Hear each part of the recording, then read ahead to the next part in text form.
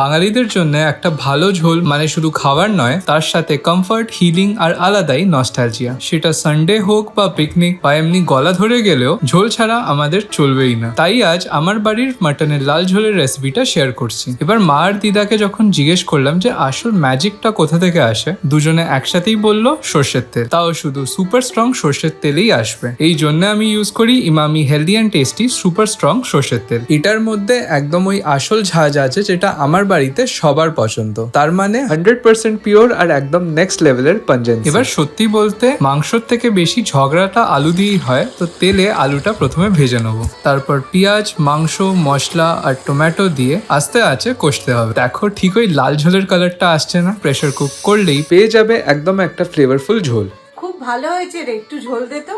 এই ঝোলের স্বাদের জন্যই আমি সবসময় ইউজ করি Emami healthy and tasty super strong সর্ষের তেল। এই তেলের ঝাঁজটাই হচ্ছে বাঙালিদের আইডেন্টিটি। তাই নেক্সট টাইম সর্ষের তেল কিনলে একটা কথা মনে রেখো, বাজারে একটাই super strong healthy and tasty super strong.